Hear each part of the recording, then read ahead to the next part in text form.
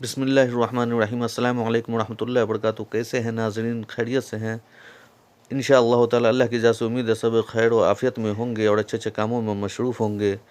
اور آپ سب سے ایک بار پھر سے عاجزانہ درخواست ہے کہ چینل کو زیادہ سے زیادہ سب سبسکرائب کریں اور اپنے دوستوں اور رشتہ داروں تک شیئر کریں۔ رسول اللہ صلی اللہ علیہ وسلم نے فرمایا کہ تکلیف دہ بات سن کر اللہ سے زیادہ صبر کرنے والا کوئی نہیں ہے۔ مشرک کہتے ہیں کہ اللہ کی اولاد ہے اور پھر بھی وہ انہیں معاف کرتا ہے اور انہیں روزی دیتا ہے۔ صحیح البخاری 7378، صحیح مسلم 2804۔ حالات کی درستی کے لیے، حالات کو درست کرنے کے لیے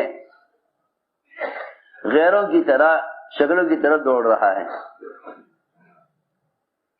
غیروں کی طرح شکلوں کی طرف دوڑ رہا ہے۔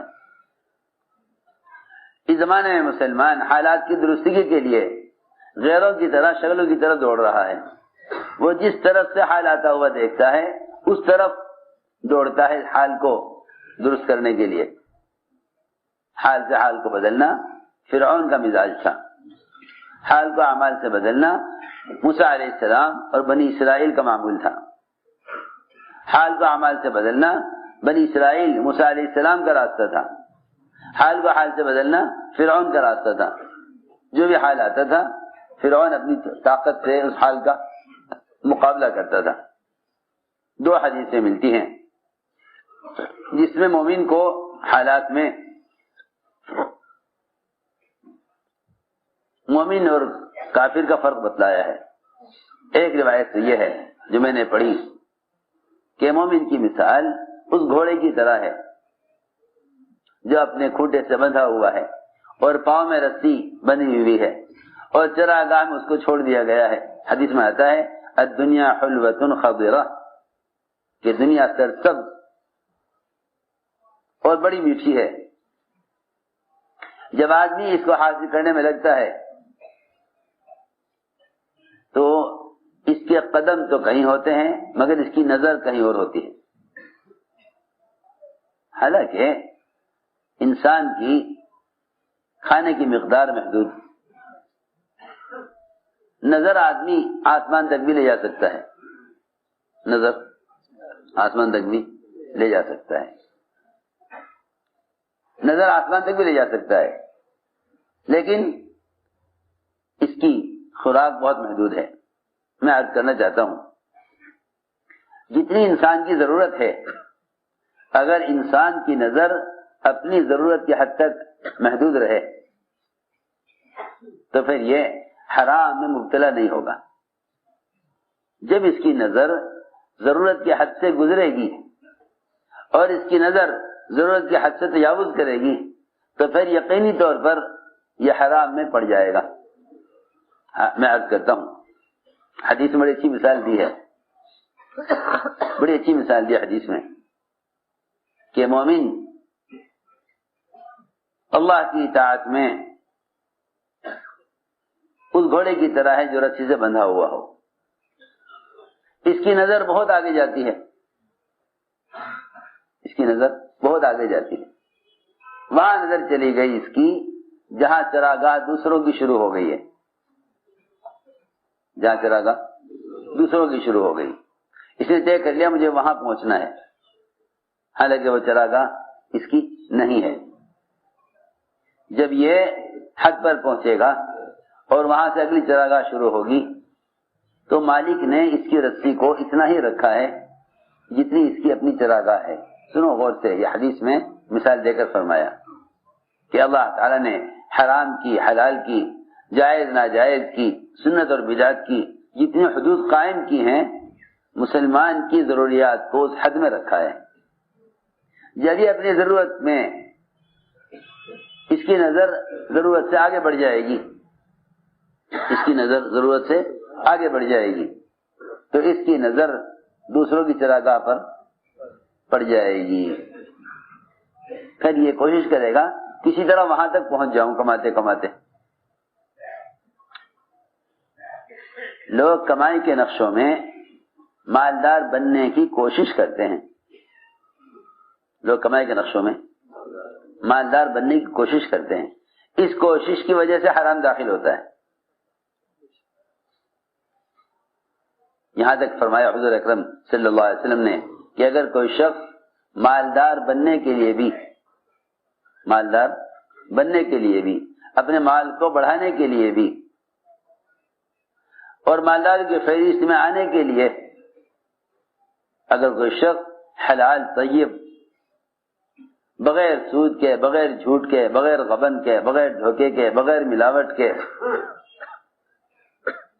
بغیر نماز چھوڑے، بغیر کوئی حکم توڑے حلال روزی کمائے اپنے مال کو بڑھانے کے لیے، مالدار کی فہرست میں آنے کے لیے، اس سب کے باوجود بھی اللہ سے قیامت میں اس حال میں ملے گا کہ اللہ اس سے سخت ناراض ہوں گے، اللہ اس سے سخت ناراض۔ کیسی اچھی عجیب حدیث ہے، اللہ اس سے سخت ناراض ہوں گے۔ حلال کما رہا ہے بغیر کسی غبن کے، بغیر کسی سود کے، بغیر کسی جھوٹ کے، بغیر کسی ملاوٹ کے، نمازیں بھی پوری پابندی سے پڑھ رہا ہے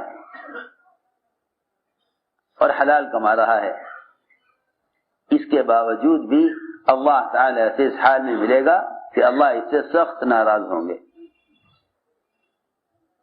اللہ اس سے سخت ناراض ہوں گے۔ کیوں؟ اس لیے کہ کمانے کا جو ارادہ ہے وہ ضرورت سے زیادہ ہے۔ میں کچھ ضروری بات عرض کر رہا ہوں، جب اس کی نظر اپنی ضرورت سے آگے بڑھ جائے گی تو پھر یہ اللہ کی ناراضگی میں پڑ جائے گا۔ اسی حدیث کا اگلا حصہ یہ ہے کہ جو آدمی حلال کمائے نماز کی پابندی کرتے ہوئے، بغیر سود کے، بغیر جھوٹ کے، بغیر غبن کے حلال کمائے، اور اس کے کمانے کا مقصد صرف اپنی اور گھر والوں کی ضرورت کا پورا کرنا ہے،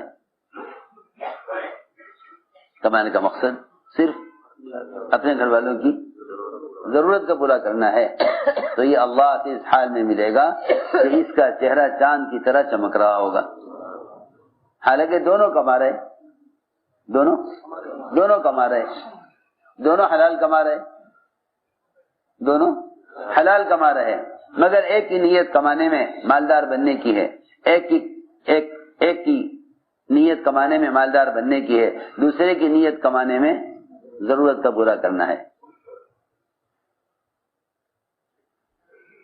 دونوں کا فرق دیکھو، حالانکہ دونوں حلال کما رہے ہیں۔ یہ مت سمجھنا کہ بس حلال کمانے سے کامیاب ہو جائیں گے، یہ نہیں۔ جس طرح نماز میں نیت دیکھی جائے گی کہ نماز میں تمہاری کیا نیت ہے، اسی طرح یہ بھی دیکھا جائے گا کہ تجارت میں تمہاری کیا نیت ہے۔ ہاں، انما الاعمال بالنیات کا مطلب صرف عبادات کے اعمال کے لیے حدیث نہیں ہے، صرف عبادات کے لیے حدیث نہیں ہے۔ یہ دیکھا جائے گا تمہاری جس طرح عبادت میں نیت ہے، تجارت میں کیا نیت ہے،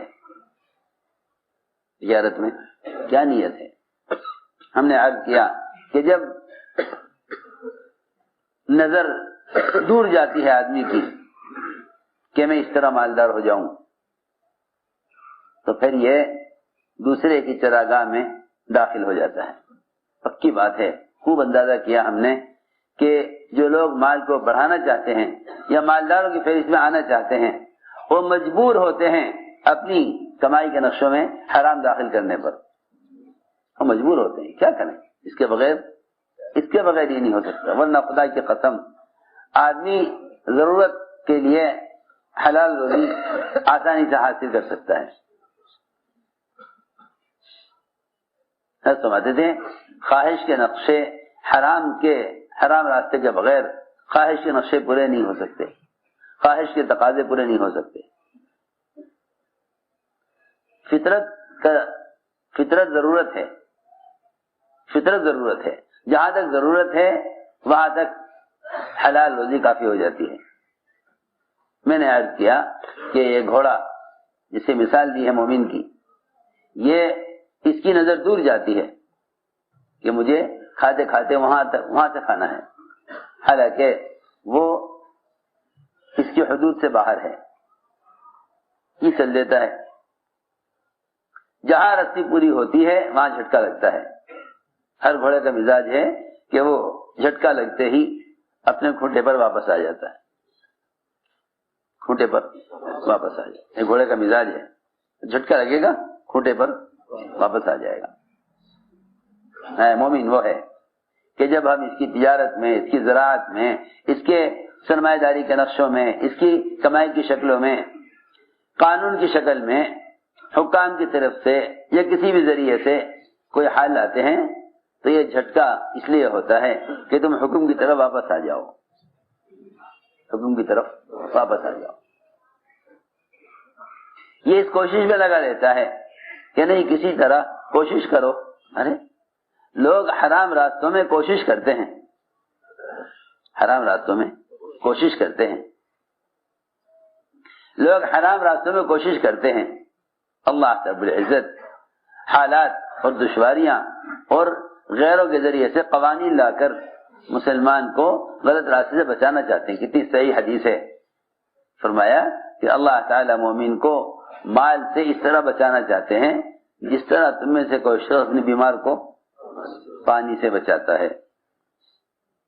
یہاں تو آج کل خیال لوگوں کا یہ ہے کہ جن سے اللہ تعالی محبت کرتے ہیں ان کو اللہ دنیا میں خوب نوازتے ہیں۔ یہ بڑا دھوکہ ہے لوگوں کو۔ لوگ دیکھتے ہیں ان کے حالات خراب ہیں، اللہ ان سے ناراض ہیں، ان کے حالات اچھے، اللہ ان سے راضی ہیں، حالانکہ حالات کے اچھا برا ہونے سے اللہ کی رضا اور ناراضگی کا کوئی تعلق نہیں۔